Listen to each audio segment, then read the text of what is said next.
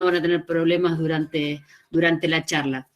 Bueno, ahora sí vamos a dar inicio, vamos a invitar a nuestro decano, el doctor Rodrigo González, para que nos dé la bienvenida a la charla de hoy, que es la percepción del paisaje cultural en el turismo. Rodrigo, ¿sí me escuchás? Hola, buenas tardes. ¿Se escucha bien? Sí, perfectamente. Bueno, muchas gracias. Tuve algunos problemas para ingresar, no sé qué pasaba, pero acá estamos.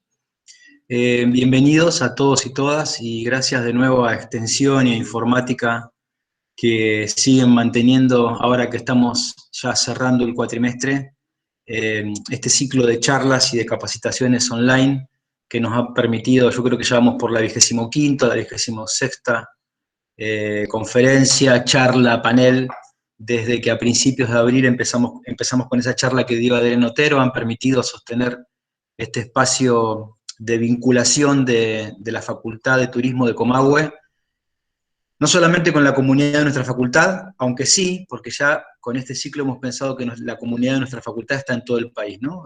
Una cosa distintiva ha sido que a través de este ciclo no solo hemos estado en contacto con graduados, docentes, estudiantes de nuestra facultad, acá en Neuquén y en San Martín, sino con muchos otros estudiantes y colegas, algunos exalumnos también, de todo el país y también de Latinoamérica. Así que, como siempre, agradecerles la participación.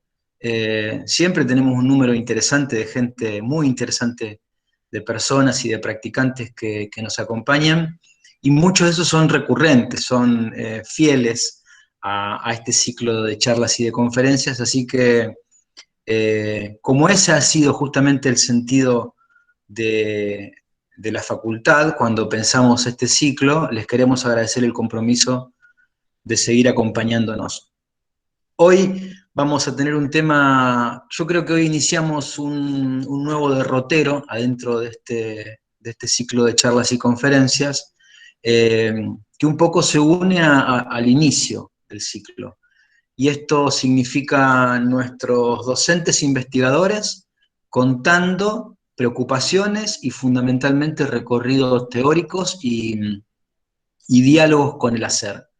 A partir de ahora, el énfasis de la agenda de estos ciclos va a estar bastante más orientada a compartir el saber hacer de muchos de nuestros docentes en ciclos de capacitaciones, en instancias de capacitación que también dialoguen con, con lo que el turismo está enfrentando en estos meses, que es claramente formas de idear, pensar, planificar y promover otro turismo. Yo creo que, y todos estamos bastante de acuerdo en esto, me parece, el turismo que conocíamos, no sabemos si seguirá siendo el mismo, seguramente va a ser muy diferente, y esto implica también nuevos saberes y nuevos haceres y fundamentalmente nuevas reflexiones en torno a la práctica del turismo. El tema que hoy exponen, hoy arrancamos entonces como este nuevo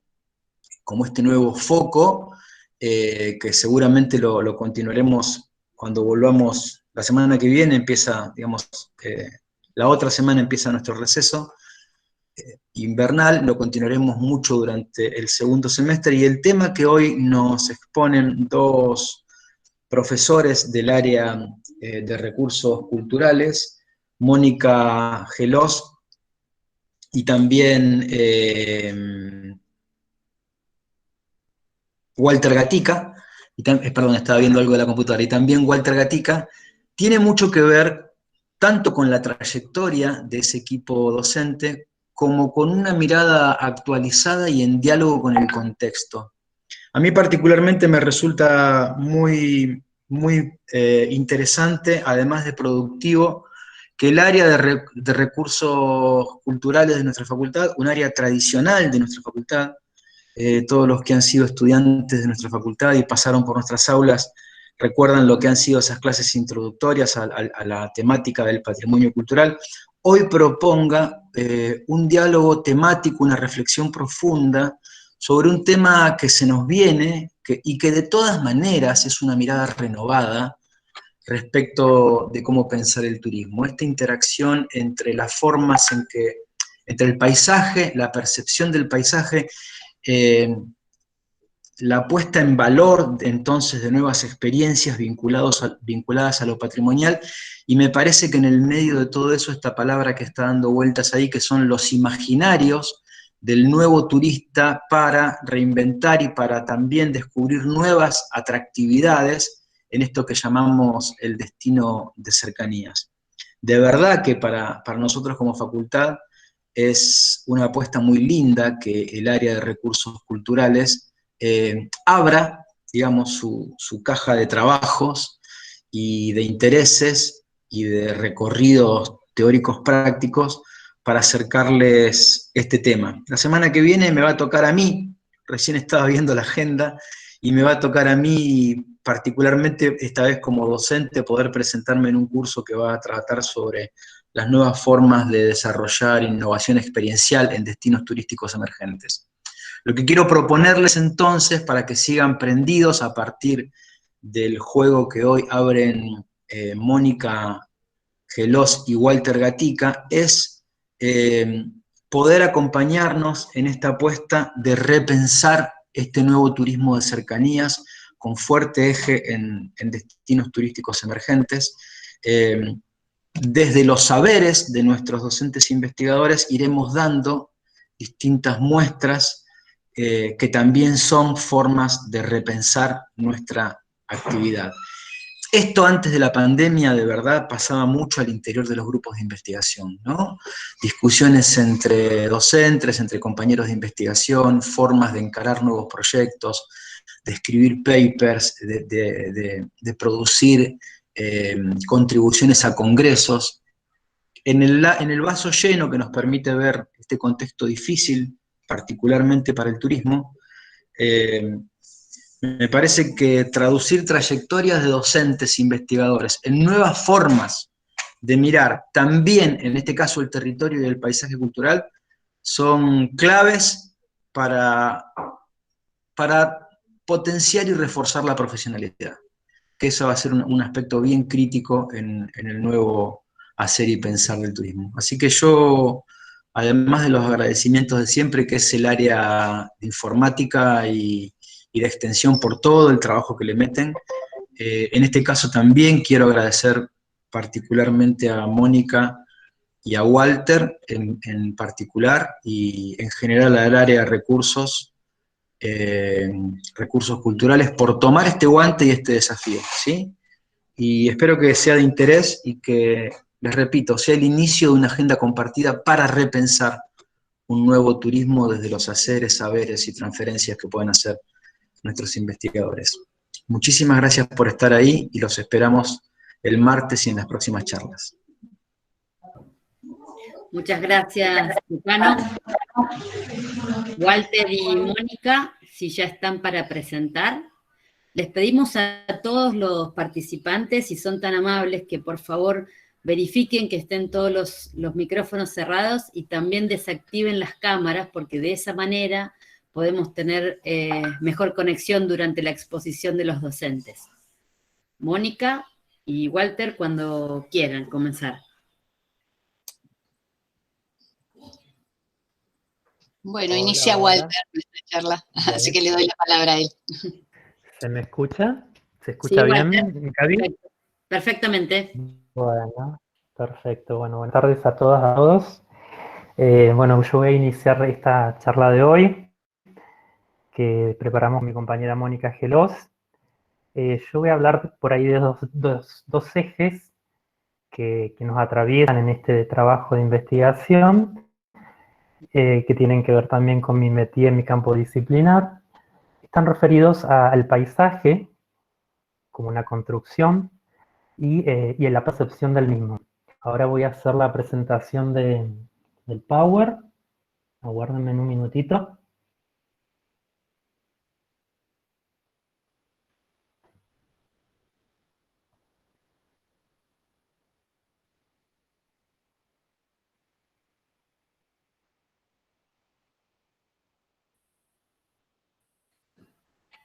Y luego va a continuar mi compañera Mónica Gelós con la profundización en las declaratorias sobre paisaje cultural y vas a poner 2 casos.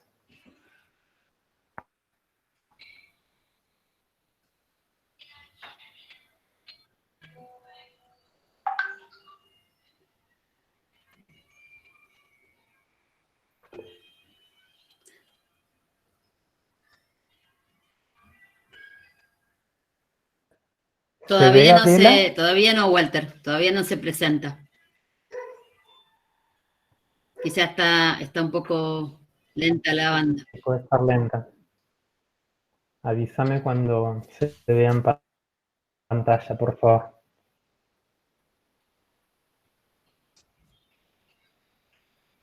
¿A vos te dice presentando? Sí, está compartiendo pantalla, dice.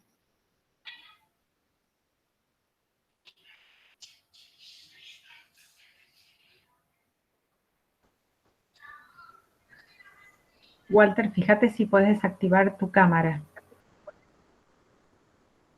Ah, dale. Dale, prueba ahí.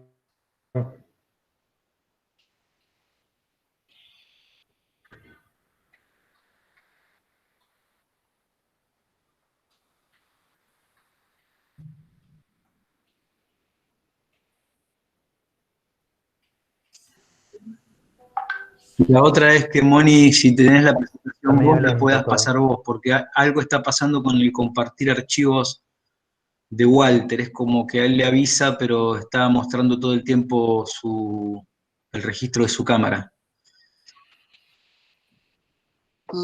Sí, no lo tengo yo, su power. Sí, ahí. No, igual lo tiene Seba cualquier cosa. Ahí estoy desactivando la cámara, pero está muy lento.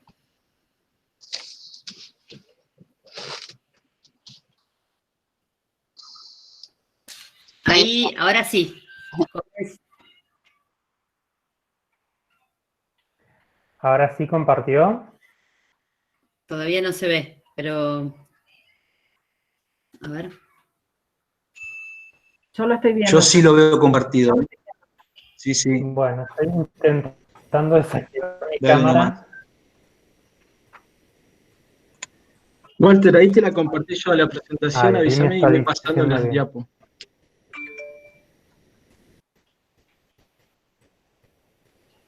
Si desactivan las cámaras, Ah, todos. bueno. Walter, Sí, ahí ya ahí está se ve. compartida tu presentación. Yo te las voy pasando. Les pedimos, antes de que comience Walter, para Bueno, mejorar la conexión, a todos que pero por entonces, favor... ¿las pasas vos o las cosas?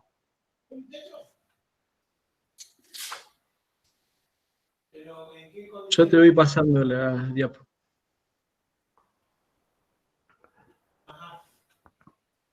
Por diapo. Paisaje, dice Walter. Una para atrás. Bueno, está medio lento. Bueno, voy a empezar a comentar algunas consideraciones generales un poco históricas, que como les decía recién tiene que ver con mi métier, sobre esta idea del paisaje. Primero, ¿estás compartiendo? ¿Ahí saliste de la pantalla, Seba? Porque no estoy viendo las diapositivas, pero todas juntas. Walter, estás vos presentando ahora, ¿eh? Sí. Bueno, listo. Listo. Pensé que estaba presentando. Listo, mejor. Bueno, ahí se ve entonces la primera, que dice paisaje. Sí, se ve perfecto, Sí, Walter. perfecto. Sí, perfecto. Uf.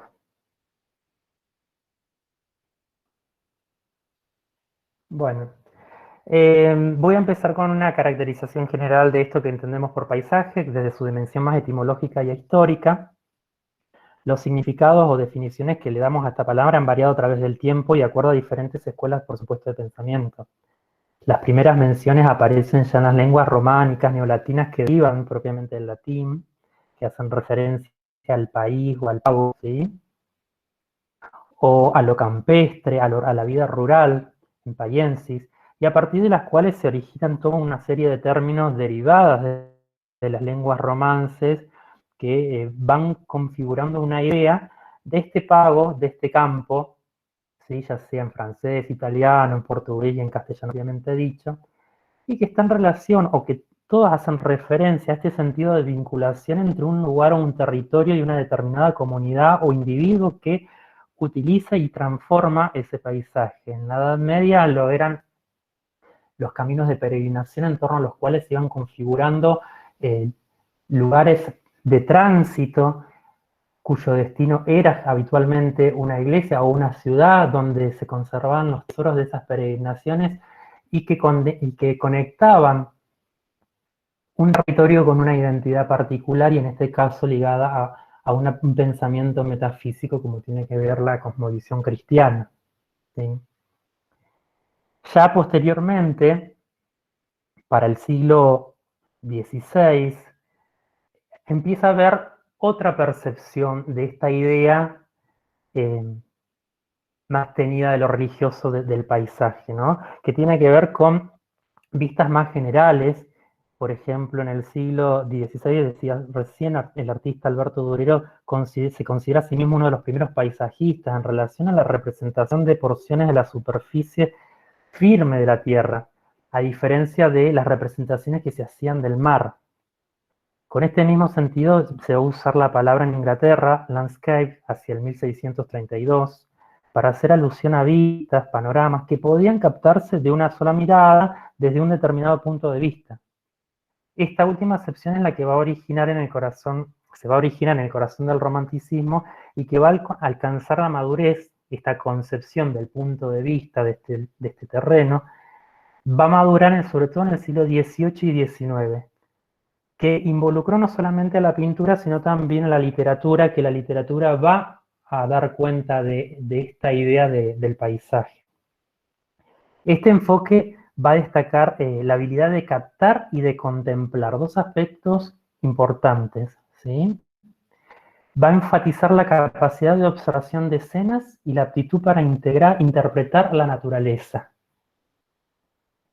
Francia también va a ir construyendo una noción muy ligada al landscape de los ingleses, donde lo van a considerar como territorio que se ofrece a simple vista, una porción de un país que la naturaleza presenta al observador, ¿sí? Pero también como un cuadro que representa la naturaleza, un cuadro que es un recorte, donde figuras de animales, hombres, objetos, construcciones, quedan subsumidos como accesorios. En esta obra de época de Thomas Gainsborough, ya se puede ver cómo el protagonismo de la figura humana queda ligada a un punto pequeño en lo que es esa vista, ese cuadro, esa percepción de ese territorio.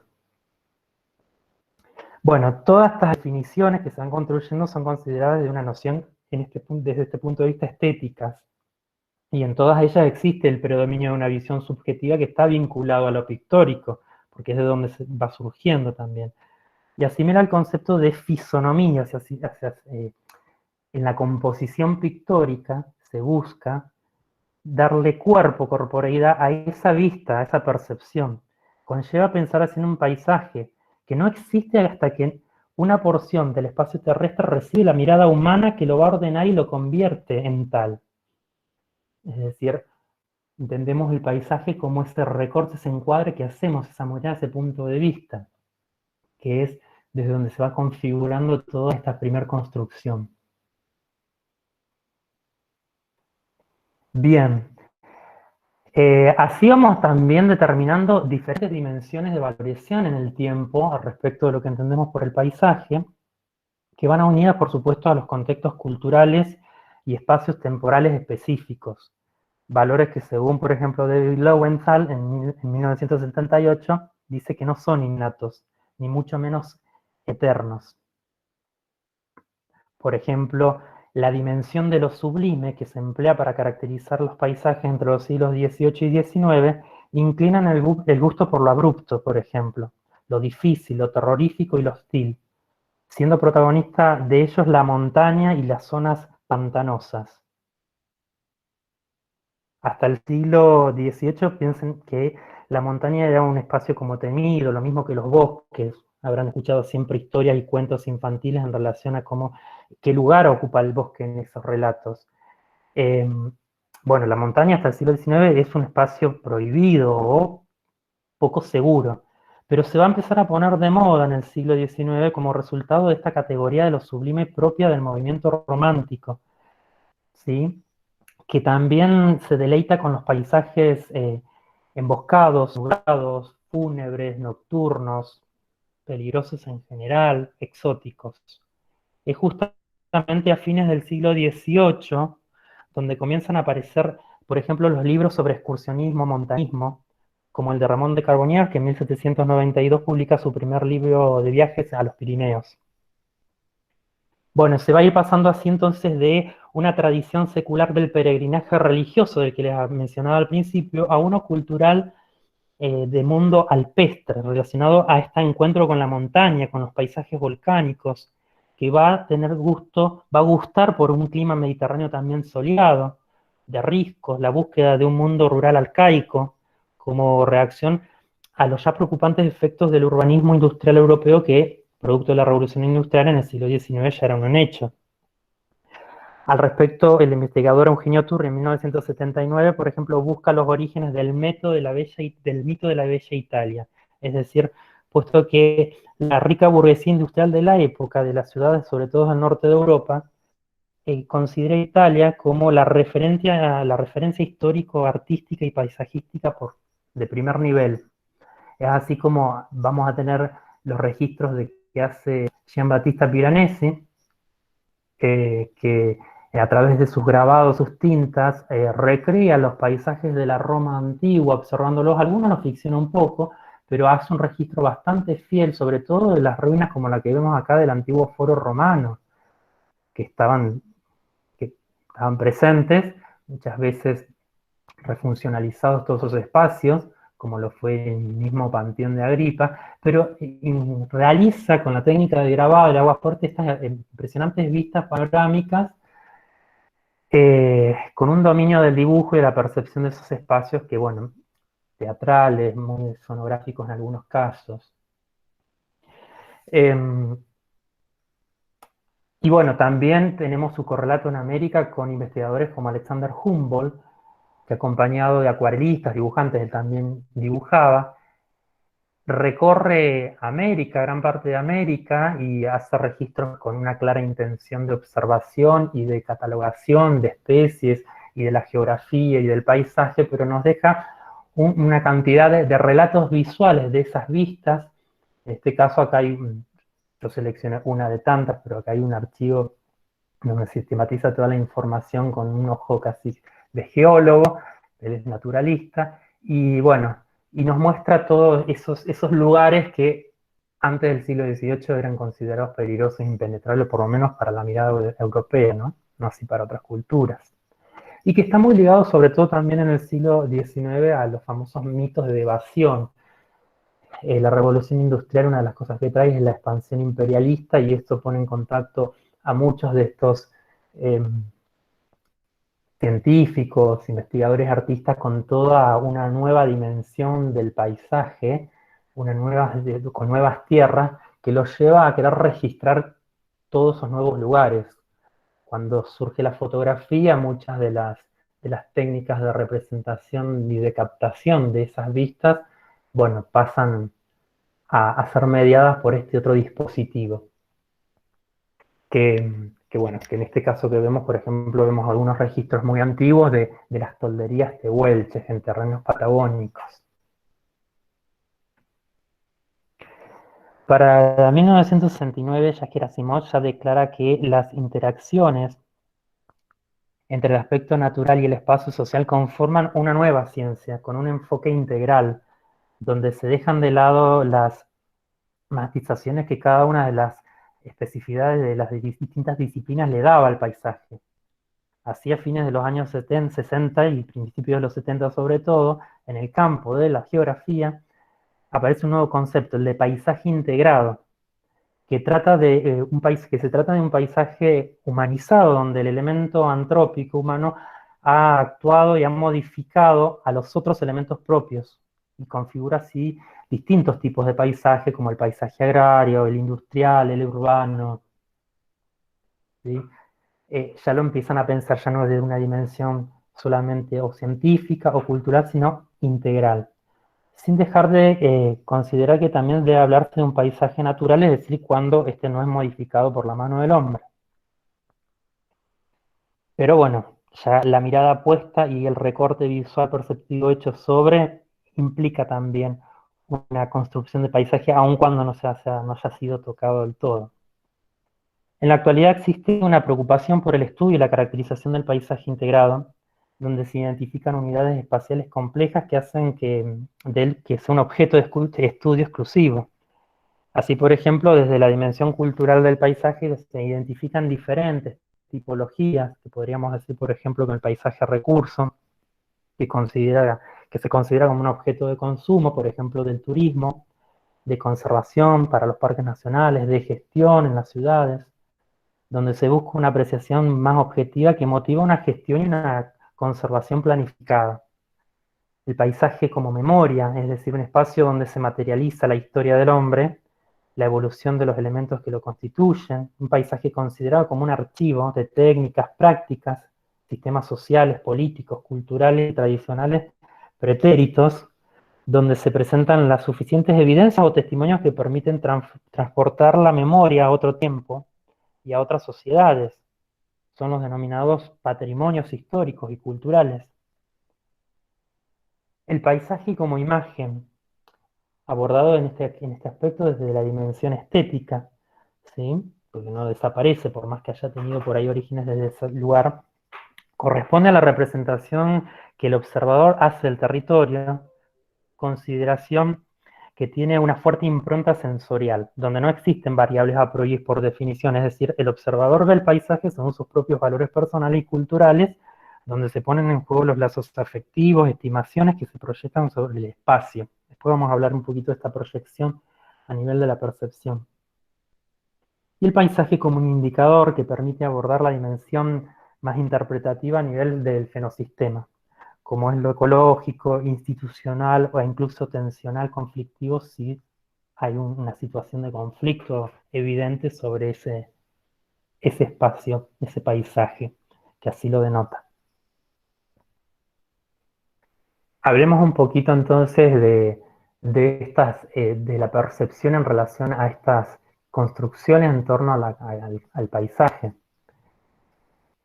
Acá cité textualmente a Noguer Font, un catedrático español, que lo denomina, entre otras definiciones, me gustó y tomé esta, que dice que el paisaje puede interpretarse como un código dinámico de símbolos que nos habla de la cultura, su pasado, su presente y quizás su futuro.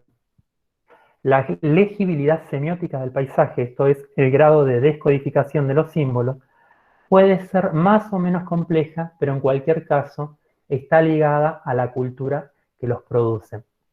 Acá ya hay una definición del paisaje ya bien del siglo XX, donde esa idea que ya de alguna manera el siglo XVIII y XIX desde la subjetividad empieza a plantear como un recorte, como un encuadre, como un cuadro de lo que deseo mirar de ese territorio o abarcar, ya en el siglo XX se va a complejizar con la profundización de la ciencia, por ejemplo, de la psicología y de la Gestalt, que estudian al sujeto en cómo percibe, en su contexto. Y al respecto, esa dinámica de la que hablábamos se complejiza porque ya no tiene que ver solamente con una dimensión ambiental que está ahí afuera, sino también con todo lo que me pasa a mí como sujeto o como parte de una sociedad que percibo, identifico tal o determinado territorio, determinado ambiente como paisaje. Quiero traer a colación esta obra de este artista del siglo XX, que entre otras cosas pinta también paisajes, Salvador Dalí, que me interesó porque está muy a tono, en sintonía con esta nueva mirada psicológica. Había leído a Freud y él desarrolla, por ejemplo, en su pintura de paisaje el famoso método paranoico crítico, donde él dice que busca generar ambigüedades que hagan aflorar el inconsciente del espectador al interpretar la obra. ¿Sí? Dice, lo que vemos en las cosas no está en las cosas, sino en el fondo de nuestra alma. Bueno, esto viene como a desarrollar más sistémicamente, de una mirada como es la psicología y la teoría de la Gestalt, que claramente esta dimensión del paisaje está tenida por sujetos situados que nos construimos en un contexto.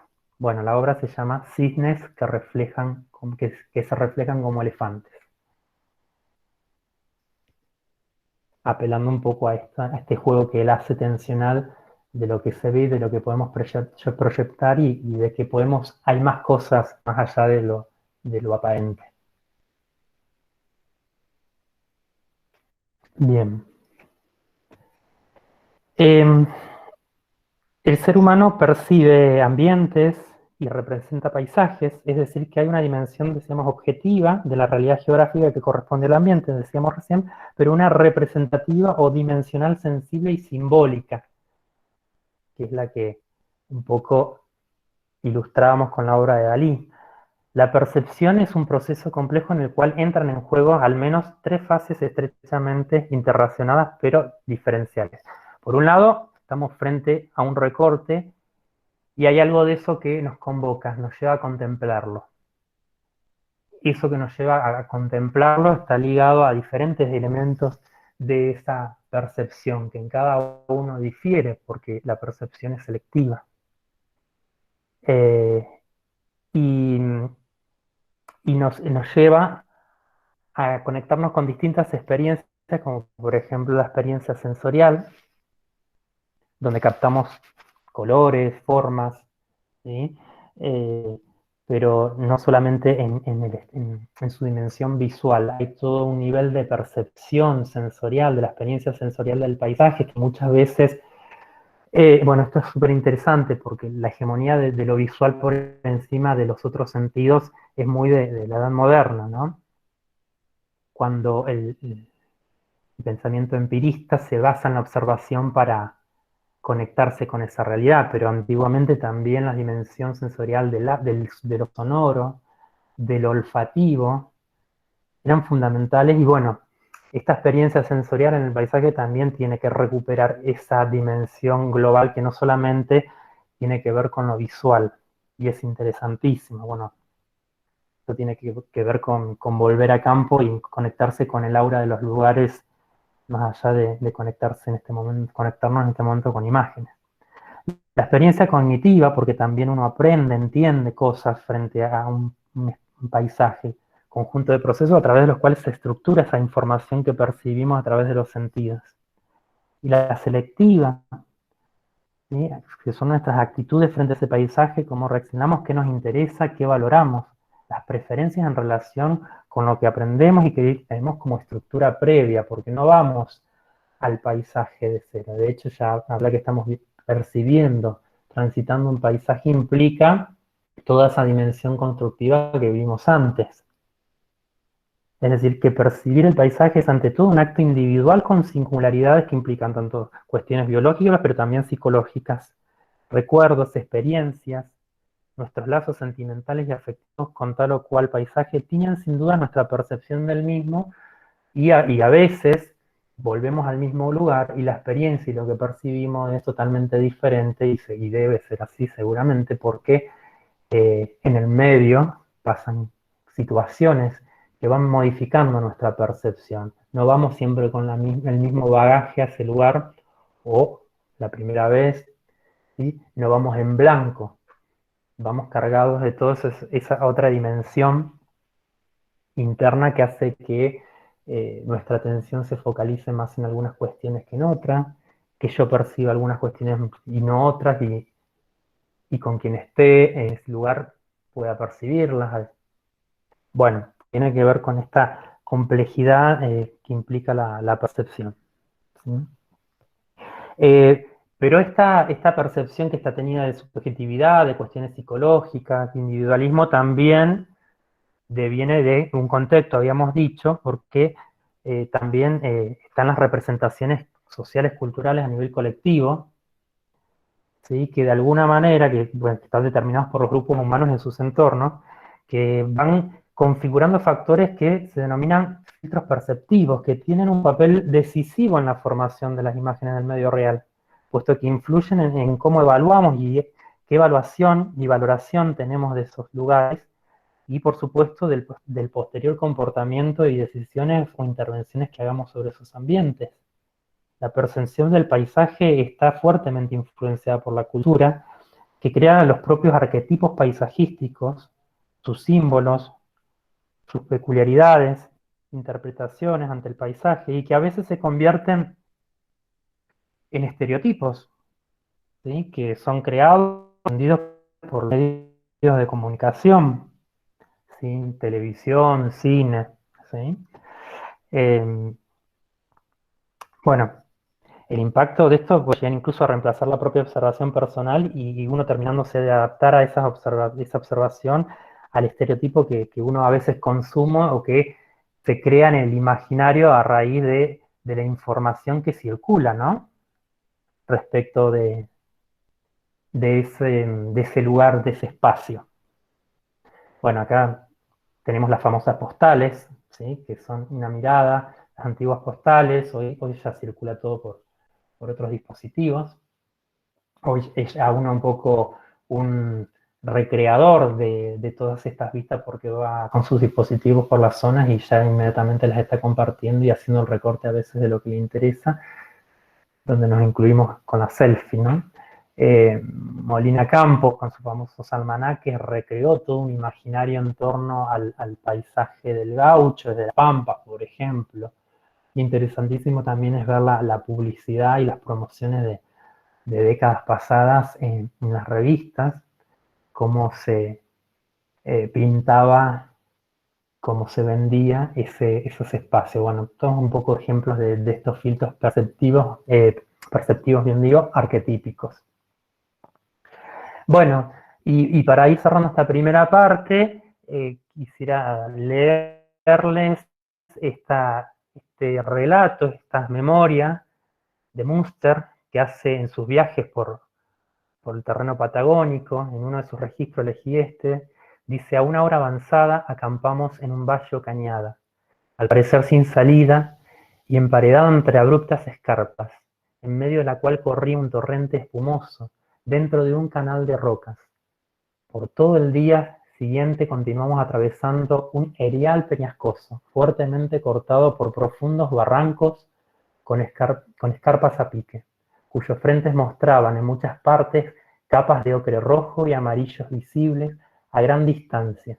Algunas de estas escarpas se trepaban las mujeres para renovar su provisión de pintura. Esto es un extracto de los libros de viajes tan famosos, sobre todo en el siglo XIX, que hacen estos exploradores, viajeros, en el contexto de ese mito de evasión que yo les comentaba hace un rato, donde con la palabra él nos grafica ya un paisaje, que en este caso en particular tiene que ver con el caso que va a abordar después mi compañera, que es el Cañadón Río Pinturas, cuando él transita por esa zona, la famosa llamada Cueva de las Manos en Santa Cruz, Argentina.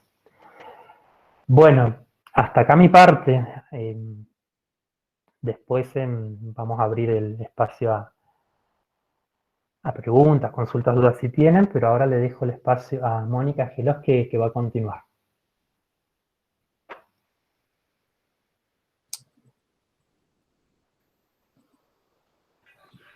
Ahora dejo de compartir pantalla.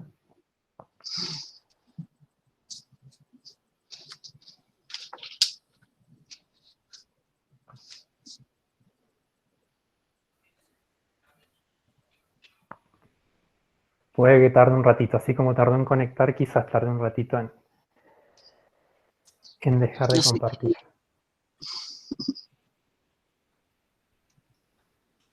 Vero, ¿vos me indicás cuándo comparto mi pantalla? Sí, ya la puedes compartir, Moni. Ah, bueno.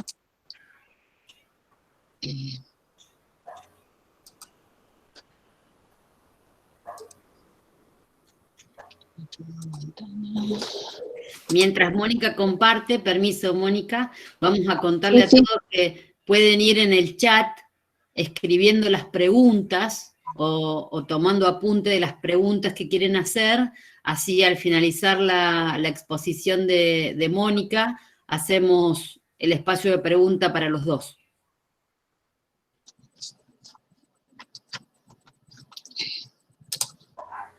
Moni, recién estabas compartiendo y salió la pantalla, dejaste de compartir. Quería desconectar la cámara más que nada. Perdón, ahí vuelvo a compartir. Me había olvidado de desactivar la cámara. Ahí voy de nuevo. ¿Ahora sí? Ahora sí, Bueno, si la puedes ampliar. Pantalla completa. ahí voy. Ahí estoy. Perfecto. Bueno, buenas tardes a todos, todos y todas, no los había saludado, creo. Como comentaba Walter al comienzo de su charla, yo voy a compartir con ustedes ahora algunos aspectos que tienen que ver con las normativas, a partir de las cuales se logran obtener algunas definiciones de paisaje cultural. ¿Se me escucha bien, Vero? Sí, Moni, se escucha perfecto. Ah, gracias. Dentro de esas definiciones van a poder observar que se introduce también el concepto de territorio y patrimonio a lo largo de todas ellas, ¿no?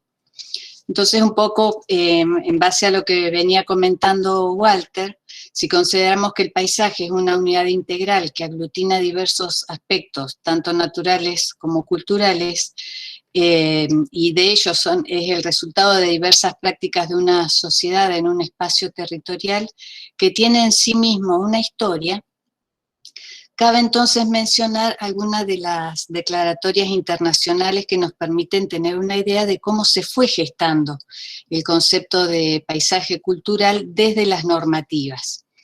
Y entre ellas tenemos que, si bien la consideración del paisaje derivó principalmente de estudios y reflexiones sobre jardines y parques históricos, cuando en el año 1982 el ICOMOS, que es el Consejo Internacional de Museos y Sitios, y la Federación Internacional de Arquitectos Paisajistas, adoptaron en forma conjunta una carta sobre los jardines históricos. Entonces allí ya se comienza a incorporar en estas cartas internacionales el concepto de lo histórico, ¿no?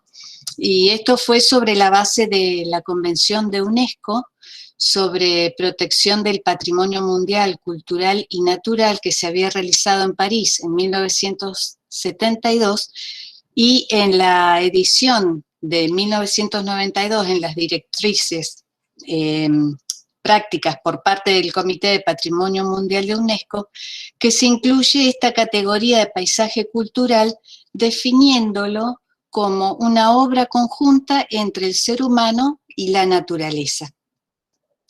Por otro lado, en el año 2000, con el Convenio Europeo del Paisaje, la idea del paisaje adquiere una connotación territorial, y acá ya incorporo entonces la dimensión esta de territorio, ¿no?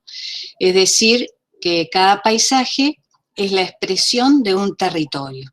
Según este convenio, paisaje es cualquier parte del territorio tal y como es percibida por las poblaciones, cuyo carácter resulta de la acción de factores naturales y humanos y de sus interrelaciones. Entonces, esta definición denota ya una preocupación por los aspectos no solo ambientales, sino también de los culturales, rescatando entonces la importancia de su abordaje transdisciplinar. A partir de la referencia que a cualquier parte del territorio hace la definición del del Convenio Europeo, vemos que el paisaje tiene pues un asiento en la materialidad de un espacio geográfico, entendido como marco de vida, como espacio contextual de los grupos sociales. Asimismo, como hecho territorial, el paisaje tiene también escalas diferentes que afectan tanto a su estudio como al sentido y alcance de las actuaciones paisajísticas que en él se realicen. La política de paisaje que el convenio preconiza incumbe además a todo el territorio, a cualquier parte del territorio, dice ese convenio. Considera que el territorio del paisaje no está constituido solo por materialidad, sino que es la relación sensible, esto que mencionaba Walter anteriormente, ¿no? La percepción multisensorial del territorio, observado por el ser humano, y este es el lugar de encuentro de ambos, ¿no? El territorio y el ser humano. El paisaje como territorio percibido, con la complejidad de la experiencia estética de su contemplación, genera desde el punto de vista psicológico, constituye entonces un punto fundamental de encuentro entre objeto y sujeto, entre el ser y su visibilidad.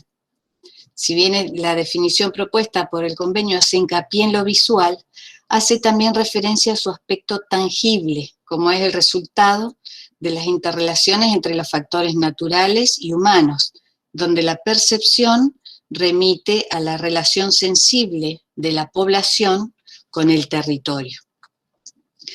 Por otro lado, en los últimos años en América Latina, debido al reclamo de los recursos naturales y culturales por parte, y acá hago ya mención a nuestra actividad turística, ¿no? Por parte de la actividad recreativa turística, se han intensificado el debate sobre aspectos relacionados al patrimonio cultural. Esto se debe a que, al estar centrado gran parte del interés de algunos países en el turismo de sol y playas, se han producido impactos muy preocupantes en el territorio, ¿no? Y a la vez que el patrimonio cultural ha sido solo una oferta complementaria. En tal sentido, se han realizado numerosas reuniones en pos de revertir esto, y es así que en el primer informe periódico sobre el estado del patrimonio mundial de América Latina y el Caribe de UNESCO, en el año 2004, es donde se reconoce esta situación. Por otro lado, respecto a los paisajes culturales específicamente, la Universidad de Magallanes de Chile viene desarrollando desde el año 2010 encuentros anuales sobre esta figura de UNESCO. En tanto que en Cartagena de Indias, Colombia, se celebró en noviembre del 2012 el segundo encuentro de paisajes culturales, donde se aprobó la Carta Iberoamericana de Paisaje Cultural. En esta, dentro de sus considerandos, establece que un paisaje cultural es el resultado de la interacción del ser humano sobre el medio natural, las huellas de sus acciones en su territorio, cuya expresión es percibida y valorada por sus cualidades específicas y por ser soporte de la memoria y la identidad de una comunidad. También dice que todo territorio que cuenta con cualidades estéticas e históricas debe ser considerado como paisaje cultural y no tan solo como sitios que requieren la atención por su vulnerabilidad. También hace mención a su condición de sistema dinámico, o sea, es el resultado de procesos ambientales, sociales, económicos y culturales que se han sucedido a través del tiempo y que deben ser sostenibles, es decir, que se puedan mantener por sí mismos en el tiempo sin pérdida de sus cualidades y que pueden convertirse en un recurso para la humanidad. Y bueno, ya a continuación vamos a ver un caso concreto, ¿no? El crecimiento de conciencia ambiental y el aumento de movilidad social, ya sea por recreación o turismo, debido al deterioro de entornos paisajísticos originales y valiosos, ha llevado al surgimiento de una demanda de paisajes de calidad por parte de las sociedades actuales. Mata Olmo considera que, Mata Olmo es un catedrático español, considera que la importancia del deterioro que el uso abusivo del territorio genera sobre el paisaje, el consenso de que cada territorio se expresa de acuerdo a su propia fisonomía y en diversas representaciones sociales, hace del paisaje un aspecto importante de la calidad de vida de quienes lo habitan y o perciben, porque el paisaje es un componente de identidad territorial, dice él. Es la consecuencia de la relación sensible de los seres humanos con su entorno percibido y que se exterioriza en la materialidad de cada paisaje. Decimos entonces que, bueno, el paisaje está habitado por un patrimonio que concreta en el territorio la herencia recibida y a través de los bienes culturales expresa la idiosincrasia de una comunidad. Bienes culturales como, por ejemplo, sitios arqueológicos con arte rupestre, son recursos específicos que están aferrados a un espacio territorial, y este espacio territorial es el que les da el significado. Acceder a su conocimiento no solo contribuye a su conservación, sino que también a una valoración de las comunidades que lo detentan y a una sostenibilidad en el tiempo. Perdón, Sí. ¿vos habías pasado de diapo? No, ahora pasé. Ok, tenía miedo que... No. No dije nada. Ahí va. Sí, ahora. Centrándonos ahora, bueno, entonces en nuestro país, más específicamente en Patagonia, vamos a compartir los casos de los sitios arqueológicos con manifestaciones rupestres de Cueva de las Manos, que está ubicada, bueno, esta es nuestra Patagonia, ¿sí? Mapa de Patagonia, con la ubicación de Cueva de las Manos en la provincia de Santa Cruz, ¿sí?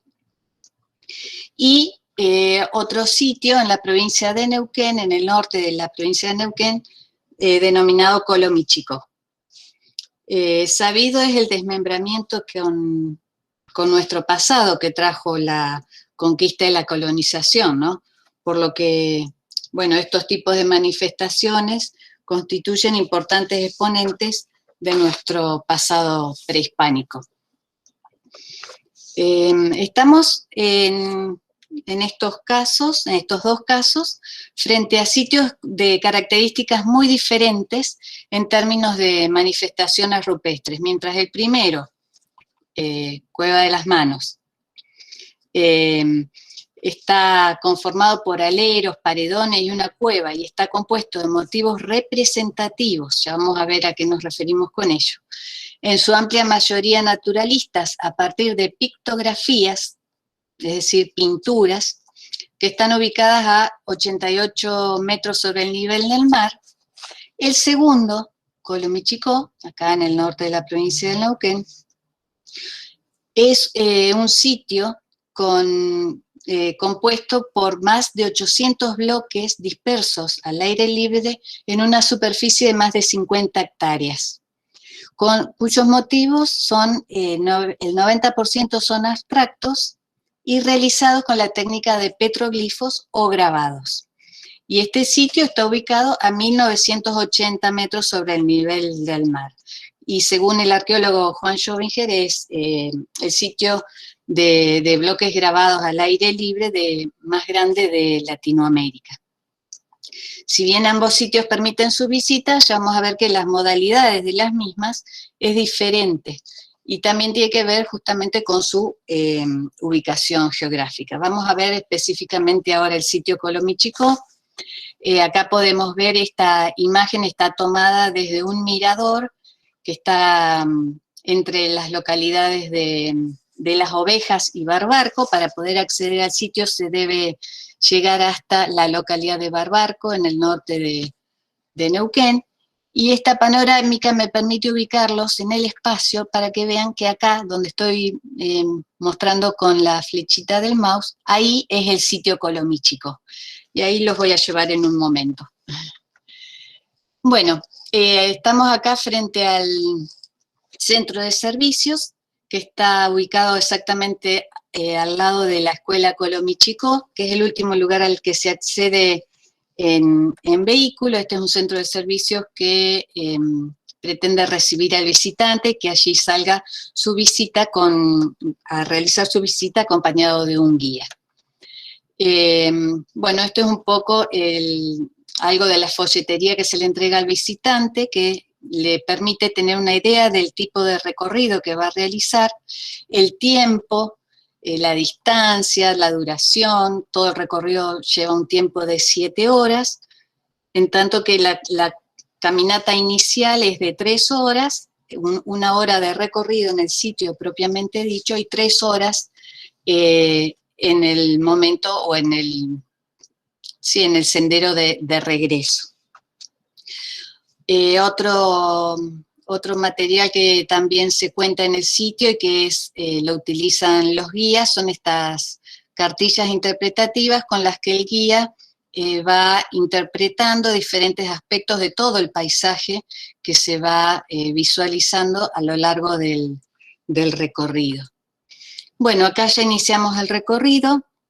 El sendero en su comienzo, sus 2 primeras horas son en un terreno más bien llano. Acá les vuelvo a mostrar dónde se encuentra el sitio.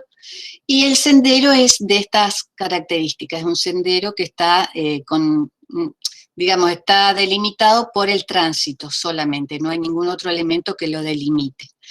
Acá, en otro tramo, también de este sendero de acceso, vuelvo a mostrar el sitio acá, en un momento vamos a llegar hasta este lugar, y lo interesante de todo este gran recorrido, como les decía, de 3 horas hasta llegar arriba al sitio específicamente, es todo lo que uno puede ir visualizando y vivenciando en ese recorrido, porque vamos a encontrarnos, por ejemplo, con este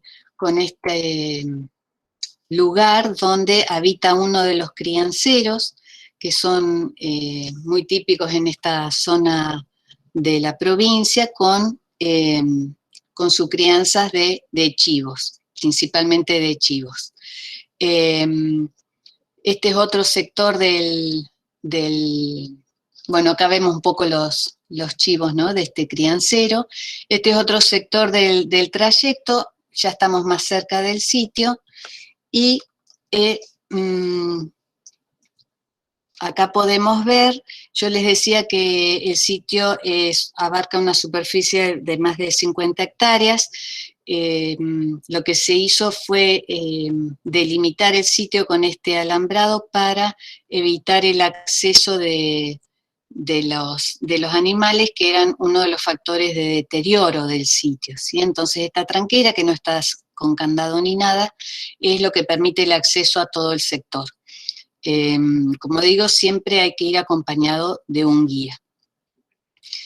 Este es otro de los sectores del camino. Acá ya comienza la parte más empinada, que lleva alrededor de 1 hora 15 aproximadamente, y acá ya estamos en el sitio propiamente dicho, ¿sí? Estos bloques que ustedes ven acá son los que poseen los grabados.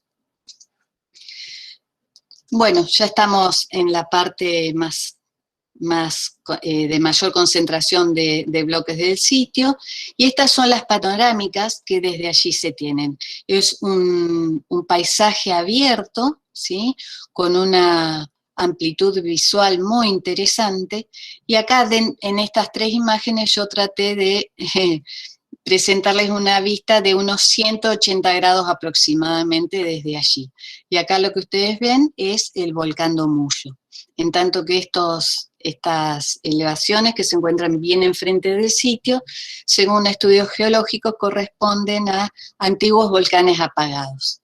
Entonces, este sitio es un sitio que tiene varios valores, y ya no hablamos de un sitio natural o cultural, hablamos que ocurre una simbiosis, ¿no?, entre estas manifestaciones rupestres con el paisaje. Este es el sendero que se recorre en la parte donde se encuentran los grabados, en ese área de más de 50 hectáreas, y este es un sector en el que se encuentra la mayor concentración de bloques intangibles. Entonces, a lo largo de todo este sendero de recorrido, nos vamos a encontrar con 46 bloques con sus cartillas interpretativas. Este es el sector más alto del sitio, en el que se realizó una voladura, y desde allí está la mayor panorámica paisajística del sitio. Entonces, iniciando un poco también contándoles las intervenciones que se realizaron para poder visitar el sitio, tenemos, por ejemplo, este sendero que se aprovechó de un sector que ya estaba impactado del sitio para no seguir impactándolo visualmente. Este es un sector por el cual se accede a la parte más alta, y acá podemos ver una panorámica de todo el sitio en sí, de cómo todo este circuito va a recorrer toda esta zona. Hablamos de circuito interpretativo porque se entra y se sale por el mismo lugar y no se repite ninguno de los bloques, ¿sí? Son 46 bloques distintos los que se van viendo en el recorrido, dentro de los 800 que hay para ver, ¿no? Otras intervenciones que se realizaron son estos tipos de señalética, sí que dan algún tipo de información del sitio. Siempre, fíjense, tratando de impactar lo menos posible desde el punto de vista visual el sitio, por ello se utilizan estos materiales con esta coloración. Yo les decía que a lo largo del sendero de acceso se accede a distinto tipo de información que permite interpretar el paisaje desde otro lugar, no solamente teniendo el foco en lo que es en sí el objetivo específico de la visita, que puede ser el sitio con arte rupestre, sino que todo este sendero de acceso permite, por ejemplo, en este lugar, con este panel interpretativo, poder entender a qué corresponden estas pircas, y es, por ejemplo, a que es el lugar donde se lavaba y se esquilaba a los animales. Y actualmente, bueno, queda esto como testimonio de ese momento de la vida de estas habitantes, ¿no? Otro sector, y acá es antes de cruzar el arroyo Colomichicó hacia ese puesto, el puesto del señor Vázquez. Otro panel interpretativo es con el uso de la vegetación, ya que la vegetación del lugar tiene un amplio uso desde la farmacopea, es decir, desde la medicina local, ¿no? Entonces, acá un poco explicando a qué corresponde cada una de esas especies desde el significado de la farmacopea, significado y uso, ¿no? Otro panel interpretativo es yo les decía que en la parte más alta del sitio se produjo una voladura porque un buscador de oro, Velabeico, en la década del 40 llegó hasta el lugar y se decía que en estos grandes megalitos que están ubicados allí estaba la entrada a la ciudad de los Césares. Bueno, él dinamitó este sector y bueno, es lo que quedó de ese momento, ¿no? Entonces un poco también eso tiene que ver con la propia historia del lugar, de lo que se dice de los lugares, ¿no? Bueno, algunas imágenes acá de la flora, las distintas especies que podemos encontrar según la época del año a la que vayamos, ¿no?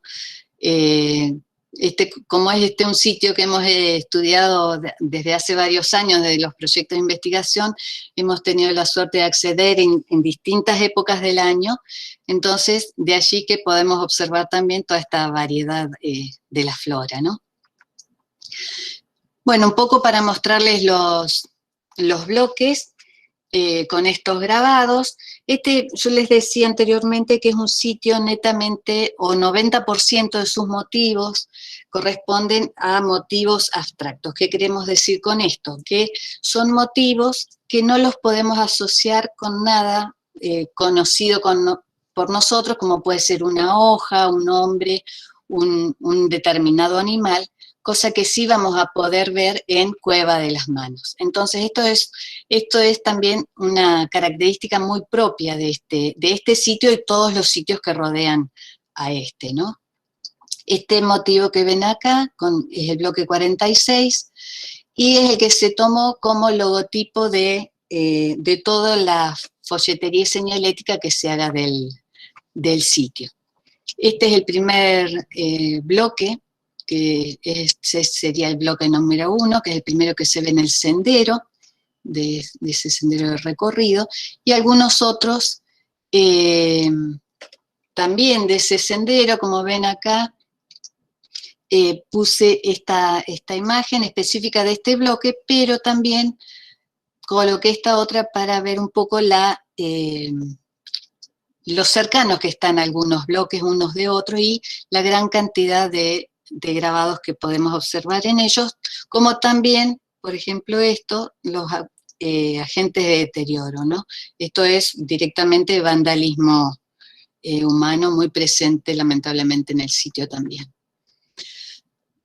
Dentro de los motivos no abstractos tenemos, los pocos motivos no abstractos tenemos, por ejemplo, estos, ¿sí?, que se los asocia con huellas de personas, ya que los lugareños, aún hoy, muchos de ellos, siguen utilizando un calzado que le denominan chalas y que están realizados a partir de la utilización del cuero de chivo, se hace como un zapato, y este es el tipo de marca que queda en el suelo, ¿no?, cuando caminan. Entonces, bueno, estos son algunos de los pocos motivos más representativos y que tienen que ver con la actividad que desde los primeros tiempos de ocupación del territorio se vienen realizando en la zona, ¿no? Otros motivos de otros grabados que también se observan en los trayectos, estos motivos en zigzag, algunos los suelen relacionar con cursos de ríos, pueden ser, o formas de montañas, pero en sí nosotros decimos que son motivos abstractos, ¿no? Más que nada ellos. Y otros tipos también de representaciones de esta manera, en los que se puede observar una gran maestría en la factura, ¿no?, de todos estos grabados. Bueno, ya pasamos ahora a Cueva de las Manos. Antes de pasar a comentar específicamente el sitio, les quería leer algo que escribió y opina sobre lo que opina María Oneto, que es una arqueóloga de nuestro país, que ha trabajado mucho el sitio Cueva de las Manos, ¿no? Entonces ella opina sobre el área del río Pinturas. Bueno, aunque también esta idea se puede aplicar a Colomichicó, ¿no?, o a otros sitios con arte rupestre también. Ella dice que el valor de los bienes patrimoniales cambia a lo largo del tiempo y según quien lo perciba. No es lo mismo el valor de un sitio histórico o arqueológico para los que habitaron el lugar que para los observadores actuales. Los primeros ocupantes fueron sus usuarios directos, y el sitio les pertenecía como propio. Por lo tanto, el valor que le daban era totalmente diferente al que se le asignó posteriormente. Su valor de uso estaba relacionado con un sentido de pertenencia por su relación directa con el ambiente, sus raíces directas. Allí vivieron, desarrollaron sus actividades y realizaron las maravillosas manifestaciones artísticas sobre los farallones del río Pinturas. En cambio, su valoración a lo largo de los años fue cambiando. Viajeros, investigadores, visitantes, operadores turísticos, entre otros. Ninguno tuvo ni tiene hoy lazos directos con el sitio. Así es que la importancia que se le otorga en los momentos en que comenzó a ser visitado a partir de la década del 70 o quizás antes, difiere del actual. hoy siendo Patrimonio Mundial de la Humanidad por sus valores culturales, ha despertado el interés de visitantes atraídos por esa distinción, y más específicamente de los operadores turísticos, de los entes públicos y privados, tanto provinciales como nacionales. Y esto es así porque ha adquirido un valor agregado por ser un recurso rentable. Ya no es solo un sitio arqueológico interesante o digno de ser investigado, sino que se ha incorporado el factor económico. Para los especialistas que han trabajado en el sitio y para los que hoy continúan en esa tarea, considerándolo de un gran valor científico, se torna difícil unir los dos aspectos: su valor como bien cultural, que debe ser preservado para las generaciones futuras, y su valor de uso para el turismo. De allí la importancia, decimos nosotros, de la elaboración de planes de manejo, bueno, acordes a la realidad de cada sitio, que aseguren su sostenibilidad en el tiempo. Desde nuestro área de estudio consideramos al turista y al turismo como un factor de conservación, ¿sí? Entonces, en este sentido es que, de esta manera, mejor dicho, es que abordamos estos tipos de estudios, ¿no? Bueno, en cuanto a la Cueva de las Manos, acá tenemos un poco algunas imágenes de la Ruta 40 que lleva hasta la localidad de Bajo Caracoles, que es la última a la que se accede, y luego hay que desviarse por un camino que lleva y comienza a introducir ya al cañadón del río Pinturas. La mención de su existencia las primeras menciones, mejor dicho, corresponden al año 1871 por parte de diferentes cronistas que transitaron la Patagonia, estos cronistas que mencionaba Walter, ¿no? Trabajos científicos desde el año 1941 con el padre de Agostini y Vignati en 1950. Y luego los trabajos de Carlos Gradín, también un gran arqueólogo argentino, en las décadas del 60 y 70 del siglo pasado. A partir de la década del 90, de 1990, el Instituto Nacional de Antropología y Pensamiento Latinoamericano tiene a su cargo la investigación y manejo del sitio con el programa de documentación y preservación del arte rupestre argentino, DOPRARA, con prioridad en Cueva de las Manos. En el año 93, dada la importancia del contexto arqueológico y de sus manifestaciones artísticas y por su buen estado de conservación, la cueva fue declarada Monumento Histórico Nacional a partir de la Ley Nacional 24225, y desde 1999 tiene la denominación de Patrimonio Cultural de la Humanidad, ya que integra la lista de Patrimonio Mundial de la UNESCO. Avanzo un poco en las imágenes para que podamos ir viendo el cañadón. Bueno, en esa oportunidad el Comité de Patrimonio Mundial destacó la importancia del sitio como un conjunto pictórico único en el mundo, por su antigüedad y continuidad a través del tiempo, la belleza y estado de conservación de las pinturas, la magnificencia de los conjuntos de negativos de manos y de escenas de caza, y por el escenario que rodea al sitio, de una belleza emocionante y que forma parte del valor cultural del sitio en sí mismo.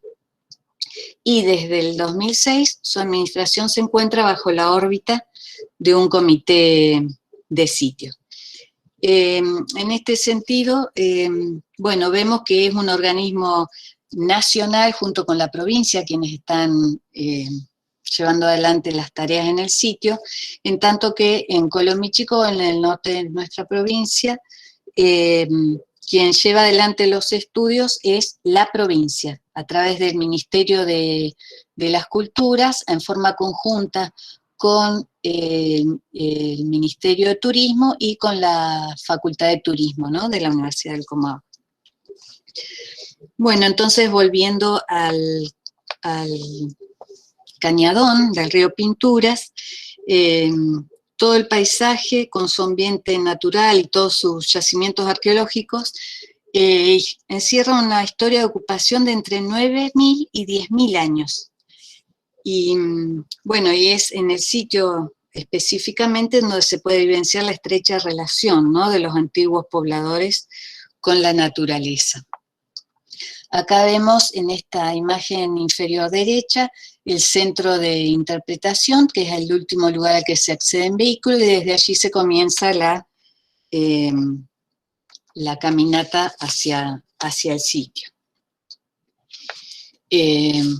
Bueno, esta es otra vista del centro de interpretación y la casa donde, bueno, el lugar del estacionamiento y donde se hospedan los guías, ¿no?, que tienen un régimen de 15 días de estar allí para realizar las visitas al sitio.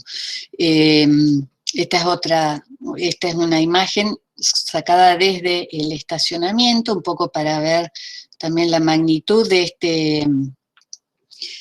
este cañadón, y si recordamos la imagen de Colomichicó, es un paisaje ya no tan abierto, con una amplitud tan grande como la de Colomichicó, sino que está como más acotada esta visión, ¿no? Bueno, esta es la imagen superior, corresponde a una panorámica desde enfrente. Por acá abajo corre el río Pinturas, en la margen derecha se encuentran las manifestaciones pictóricas en todos estos aleros y la cueva, y esta foto está sacada desde la margen izquierda, ¿sí? Acá, lamentablemente no se ve, al menos yo no lo veo. La idea era mostrarles acá cómo está todas las intervenciones. ¿Ustedes lo pueden ver? ¿Se ven acá cómo balconea este sendero? Algo se puede apreciar, Moni. Porque a mí me aparece acá lo de que estoy compartiendo pantalla y no lo veo, por eso. Sí, ahí se ve como una especie de balcones, eso se ve. Una pasarela, y acá Una está pasarela, sí. Eso, gracias, Gabo. Y acá está la boca de la cueva, que es lo que se ve acá, ¿no? Nada más que esta foto todavía no estaban hechas las intervenciones que hoy sí. El centro de interpretación se encuentra acá, donde les estoy mostrando, y se recorre todo estos alrededor de 600 metros cubiertos de pinturas con la cueva y su boca, ¿no? Bueno, en esta cueva vemos más de 2000 negativos de manos, guanacos, hembras de guanacos preñadas, como evidencia simbólica de su cultura tangible e intangible, ¿no? Y de la apropiación integral que de los recursos hacían los cazadores prehispánicos que habitaron el área.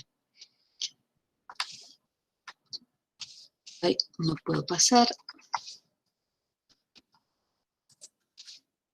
Ahora sí, no me dejaba pasar la diapositiva.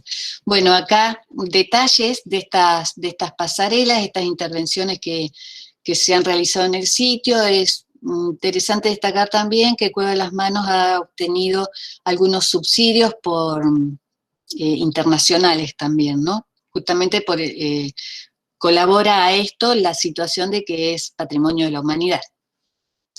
Entonces, si recordamos el sitio Colomichicó, que era un sitio totalmente abierto, solamente ese alambrado perimetral que después se deja de ver en el sitio específicamente, el caso de Cueva de las Manos, vemos que tiene toda esta protección que impide acceder directamente a los motivos. Pero bueno, si bien es una forma de proteger el sitio, produce un impacto visual muy, muy grande, ¿no? Como ustedes pueden ver. Y cada tanto en todo este recorrido de 600 metros se encuentran estas especies de balcones, de decks, que dan hacia el valle del río, y se observa la ladera de enfrente del río Pinturas. Bueno, este otro sector del sendero con otro tipo de baranda. Lo mismo aquí. Y acá un poco para ver la las características de ese paisaje, ¿no? Con esta zona muy, muy seca, ¿sí?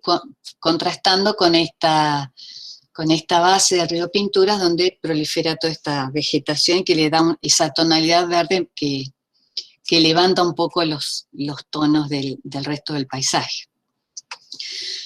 Bueno, un poco mostrándoles también la señalética diferente a la que veíamos en el sitio anterior. Este panel presenta un poco el perfil, es decir, cuántos van a ser los sectores que nos vamos a encontrar con pinturas, que son 7, y dónde se encuentran ubicados dentro de este perfil, ¿no? Entonces acá estamos frente a algunos de esos paneles y ya podemos observar, por ejemplo, en esto que puede haber sido una cueva a lo mejor más profunda, pero en realidad es simplemente esto lo que se ve hoy, que no es la cueva original que les mostraba antes, ¿eh? Esta es otra cueva que está en un lateral, pero es mucho más pequeña. En la entrada de ella se encuentran estos paneles, que ahora les voy a mostrar el detalle. Estos paneles se interpretan como, ustedes ven que la mayor cantidad de las representaciones corresponden a guanacas hembras preñadas, ¿no? Y todas son de estas características, ¿sí? Y con este círculo se interpreta que es la luna llena, que puede haber estado asociada a los momentos de las pariciones de estas hembras. Lo mismo acá observamos una hembra preñada con su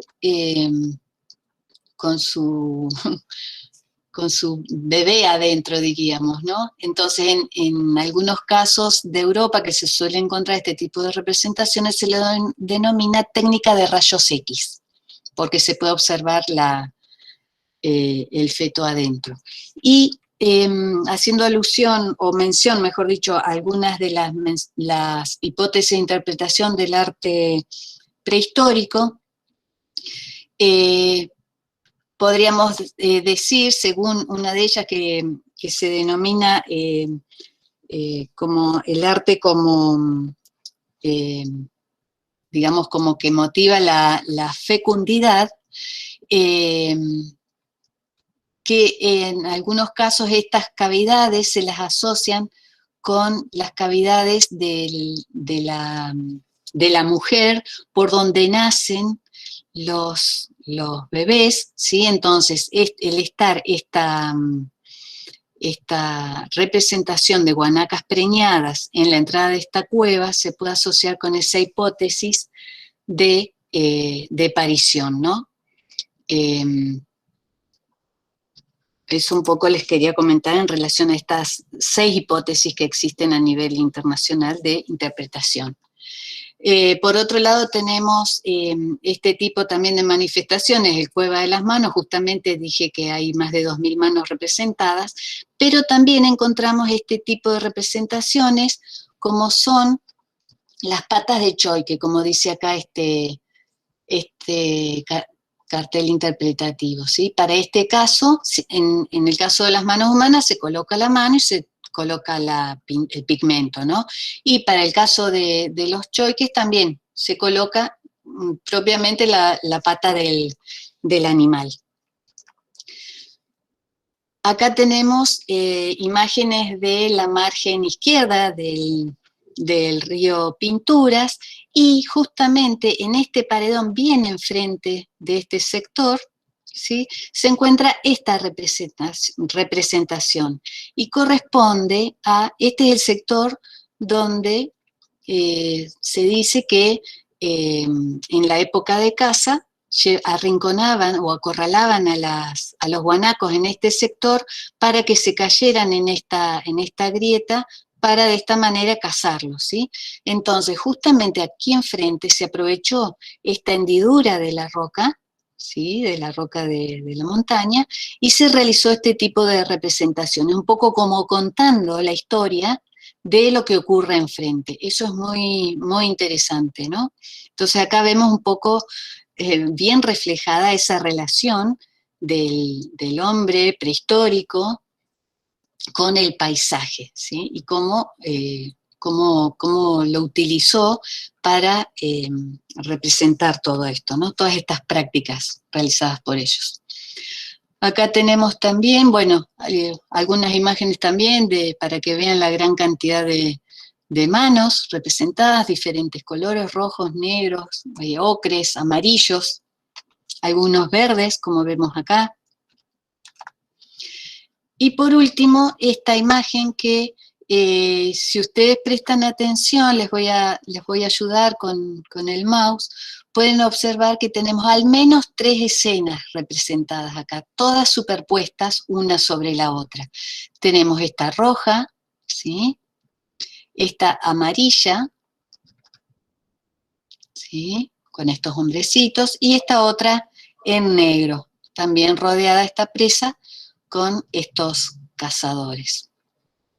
Entonces, otra de las hipótesis de interpretación lo que dicen es que estas, por ejemplo, en este caso, esta escena de caza se realizaba para obtener esa caza. Entonces, una vez que se obtenía ese resultado deseado, este lugar era reutilizado para futuras situaciones de volver a necesitar que esa caza se concrete, entonces se volvía a realizar sobre las anteriores otra misma escena para lograr ese objetivo.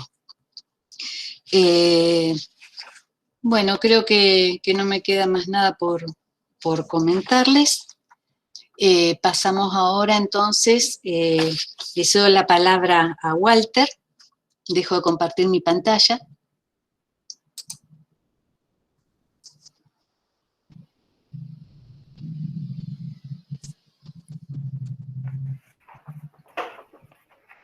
Tarda un poco, ¿no? Ahí creo que ya está, Moni. ¿Sí? Porque yo todavía la veo, por eso pregunto. No, yo no la veo, por lo menos, yo no. Moni, pueden prender la cámara si quieren ya. Dale, ¿querés que siga con la parte de ahí de la cueva? De pintura, Río Pinturas. De la experiencia, ¿te acordás que íbamos a contar la experiencia de cada uno? Dale. Listo, sí. Bueno, sí, en esta importancia que va a tener para la vivencia in situ en el lugar, de estos sitios, compartirles un poquito algunas cuestiones que claramente están teñidas de nuestra subjetividad, pero en relación a este análisis que hacía del lugar en Mónica, yo comentarles algunas cuestiones experienciales que me impactaron del sitio. Seguramente a cada uno llamarán la atención otras variables, o quizás en otras coincidimos. Me llamó la atención de Río Pinturas, del Cañadón, este contraste entre una planicie árida que uno transita para llegar al lugar y de repente encontrarse con estos peñascos que caen a pico, por los cuales uno accede por un camino bastante serpenteante. Por supuesto, antes era mucho más complejo acceder, pero esa idea de pasar de un ámbito tan inhóspito en cuanto al viento, el frío, aun cuando había sol, y descender a ese espacio, bueno, da cuenta de esa necesidad de asentarse y de encontrar allí un reparo, que todavía eso es una dimensión totalmente percibible en el lugar. Después, si bien esa pasarela es toda una instalación que forma parte de la activación del sitio como resignificación de espacio patrimonial y hoy también de uso turístico, uno cuando transita por esa pasarela puede ver distintas huellas, caminos que han quedado de épocas anteriores, que hablan también de cómo se fue accediendo al lugar. Y por supuesto el contraste de las texturas y colores. El río no solamente da cuenta de la presencia de una vegetación propia del lugar, sino también de vegetación exótica, que bueno, que al igual que esa planicie desértica que uno transita antes de llegar, la vegetación también contrasta con todo ese paisaje rocoso.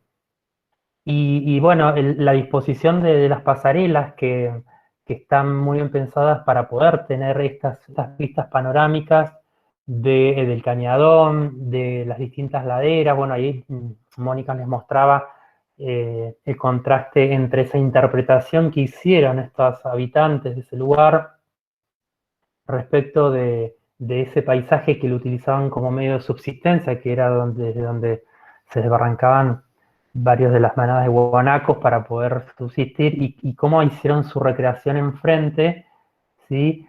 Poder jugar con ese contraste de lo representado y el motivo que tenían para inspirarse, que estaba justamente ubicado o diametralmente en opuesto, es algo también muy lindo de percibir, sobre todo cuando uno no se da cuenta, porque la representación esa última que mostró de la escena de caza y estrategias de caza es pequeña, no es muy grande, pero bueno, descubrirla es todo algo muy interesante.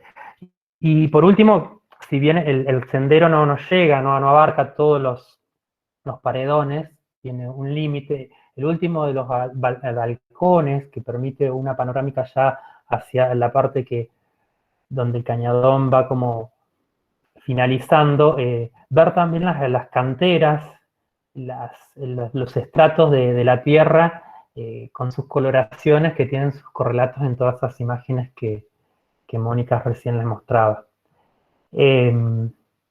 Y bueno, y también, y de hecho varios locales y artistas se han inspirado, digo, no solamente los artífices de estas imágenes, sino posteriormente se han inspirado en el sonido del viento, que al atravesar el cañadón genera hasta cierta musicalidad que es interesantísimo de percibirlo, porque de hecho en los mitos de estos pueblos también el viento es una deidad que los puede azotar o los puede ayudar. Y sobre esto ellos, en las lenguas originarias también hay poemas, hay canciones sumamente interesantes. Entonces, captar estas dimensiones en estos espacios tiene que ver con poder sensibilizarse y poder amplificar esta dimensión que es la del paisaje cultural, ¿no? Y bueno, y por supuesto que después viene toda la cuestión de la planificación, valoración, que no es menor para el campo del turismo, pero poder empezar entrando con esa dimensión sensible, que a veces no se ve a simple vista, sino que hay que conectarse desde otros lugares. Bueno, es una brecha que por lo menos a Mónica y a mí en este contexto nos interesa muchísimo, y por eso estamos trabajándolo.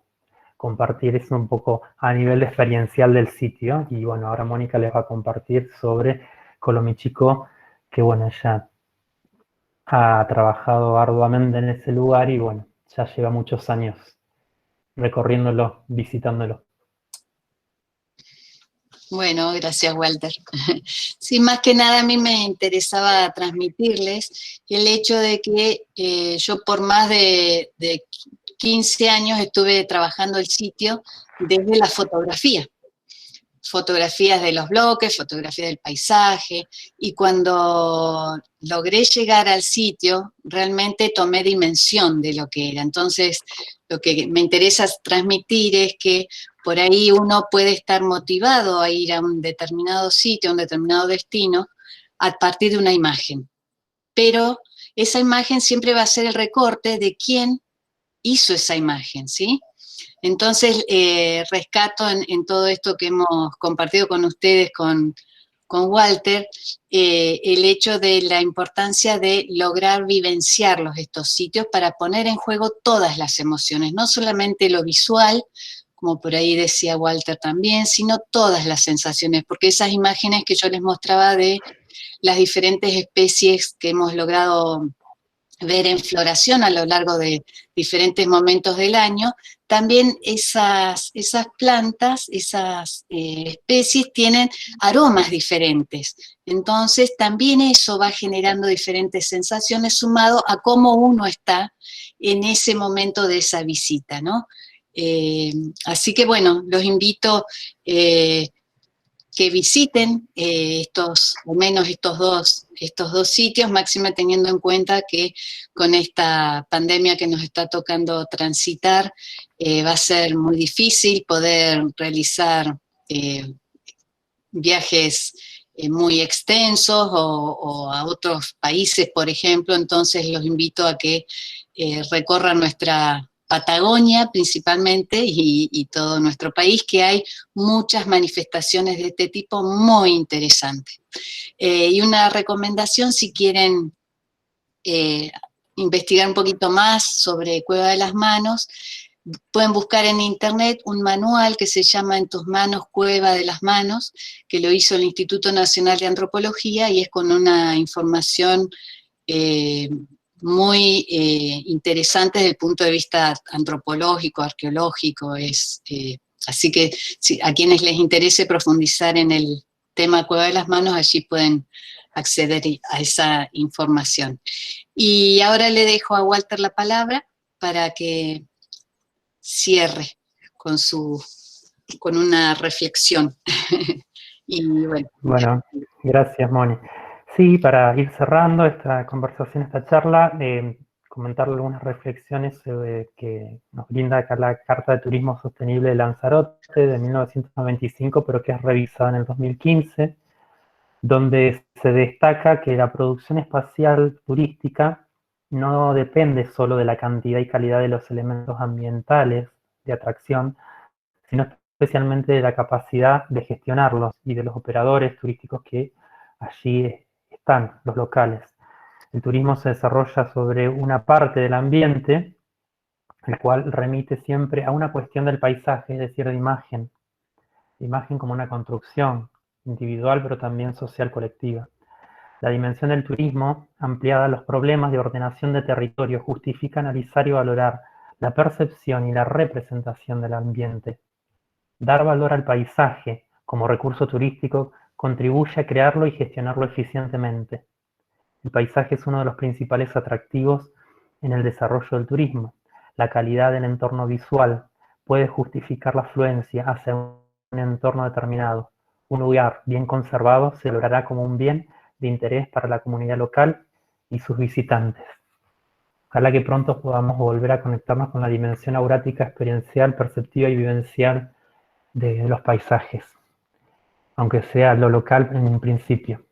Bueno, gracias por la atención y por el espacio a toda la gente de Extensión y a todos los que estuvieron. Sí, muchas gracias. Muchas gracias a todos y gracias a la Secretaría de Investigación y a los chicos de Informática que fueron un gran apoyo para nosotros. Muchas gracias. Sí, sí. Bueno, Moni y Walter, muchísimas gracias. Han tenido a todo el público ahí expectante y hay un montón de mensajes en el chat. Por ahí no vamos a alcanzar a leerlos todos, mayormente son de agradecimiento, así que después los pueden leer tranquilos. Por ahí yo estuve nucleando algunas preguntas que se relacionan. Una puntual de varios tiene que ver con Colomichicó, Moni. Preguntan, ¿cuál es el significado de Colomichicó? Si es un parque con administración provincial o administración municipal, ¿desde cuándo está abierto al uso público? Si hay algún algún nivel de protección del sitio y cómo pueden hacer para contactarse con el lugar. Bueno, más o menos. Yo voy respondiendo y si me olvido de algo me repetís, Gaba. Son varias preguntas, yo fui tratando de nuclearlas. Está bien. El significado de Colomichicó son varios. Uno de ellos es Aguada del Gato Pardo, Colorado bajo el agua también. Esos son algunos de las acepciones. Bien. Después me preguntan sobre el parque arqueológico. Debe ser alguien que sabe que está organizado como parque arqueológico el sitio, porque yo no lo mencioné, pido disculpas, por no haberlo mencionado, pero sí, es un parque arqueológico que está bajo la jurisdicción de la Dirección Provincial de Cultura, el Ministerio de las Culturas, y en forma conjunta, a través de un consejo de administración conformado por el Ministerio de Culturas, el Ministerio de Turismo y los representantes de nuestra facultad. Las visitas se realizan entre los meses de noviembre y abril, mayo aproximadamente, depende del clima. Se accede solamente con guías. Ustedes pueden, en las localidades de Las Ovejas, Barbarco, se pueden contactar con guías, que ya son guías habilitados por la provincia. ¿Y qué más era, Gabo? No sé si me quedó algo. ¿A partir de cuándo está habilitado al uso público? Era una de las preguntas. Eso ya está, de noviembre a marzo, abril. Bien, y tenemos una pregunta de Claudia Mansur, si hay estadísticas con respecto a la cantidad de visitantes que visitan el lugar y quiénes lo visitan. En realidad eso está en proceso. Como estamos todavía terminando con la organización del parque, no tenemos estadísticas concretas, pero se está trabajando en ello, sí. Viviana Ojeda consulta qué tiempo de datación tienen estos petroglifos. Ajá, muy bien. Tampoco lo dije eso en la charla. Todavía no están hechos los estudios arqueológicos, que son los que van a dar los fechados definitivos. Y como no ocurre como en Cueva de las Manos, que son pictografías a partir de las cuales, tomando muestras de pigmentos, se puede datar mediante el método de radiocarbono, en el caso de Colomichicó, como son grabados, esa posibilidad no está. Entonces es urgente realizar los estudios arqueológicos para poder establecer algún tipo de relación con quienes hicieron esos grabados. Perfecto, gracias Moni.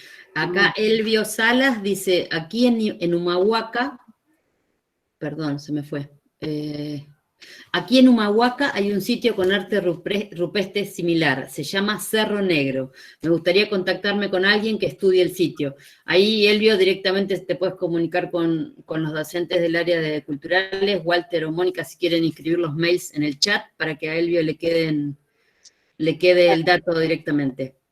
Para todos los que van consultando, toda esta charla, al igual que las demás, están grabadas en nuestro canal de YouTube, así que pueden acceder a la exposición completa aquellos que tuvieron problemas de conexión o demás.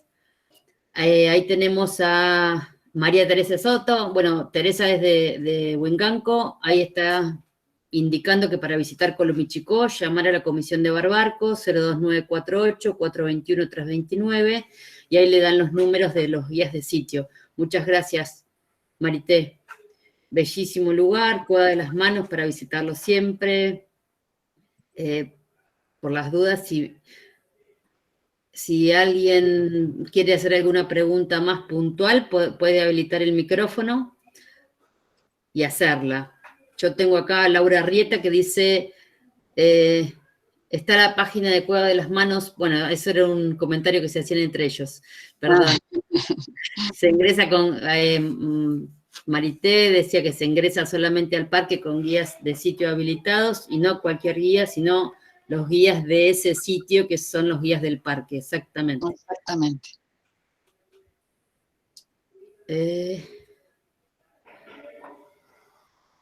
Bueno, acá hay una reflexión. A ver, Lorena Rafael dice, personalmente hace mucho tiempo, tendría 12 años, visité con mis padres la Cueva de las Manos, que no tenía esas protecciones. Recuerdo de forma tan tangible en aquel momento la falta de intervención más firme de organizaciones, y recuerdo que habían muchos turistas. Un grupo se llevaba envuelto en diario que sobresalía parte de una roca o piedra que tenía arte rupestre. Triste imagen para mí, pero aún hoy es algo que me marcó muchísimo. Lamentablemente son cosas que siguen pasando, ¿verdad? Sí. Sí. Viviana Ojeda habla de, bueno, hermosas escenas de casa, eso lo escribió cuando estabas contando todo lo de Cueva de las Manos. Lucía Espeleta, qué calidad de pigmentos intactos, más allá de que estuvieran protegidos por los aleros. Bueno, excelente presentación, Mónica, Walter, gracias. Bueno, creo que a todos, a los dos, un gran agradecimiento de todos. Yo les quería leer algo que encontré por acá arriba, que era una reflexión. Hay dos, una de Silvia Bravo que decía, excelente descripción de los profesionales, me interesaría escuchar una breve descripción de la situación actual de las relaciones del turismo y del patrimonio cultural en nuestros territorios y su importancia dentro de los productos turísticos ofrecidos, su relevancia y su interpretación y cuidado. No me he presentado, soy magíster en economía y psicóloga. Gracias. Bueno, interesante para una próxima charla. Y María Beatriz, un tema amplio. Sí, María Beatriz Herrero también les dice, muy buena la exposición respecto a lo referido por Mónica. En Puerto Madryn es claro el ejemplo donde lo natural para turismo ha hecho sombra, por decirlo de alguna manera, al legado cultural histórico, siendo evidente su carácter secundario. En consecuencia, no se logra cumplir con las leyes que lo protegen. Bueno, nuestra intención con estos seminarios de charlas también es, más allá de actualizar nuestros conocimientos y de formarnos en todas aquellas especificidades de los productos y de nuestro patrimonio, tanto natural como cultural, es también sembrar conciencia, ¿no? Y fortalecer la conciencia de conservar lo que para nosotros siempre va a ser después un recurso.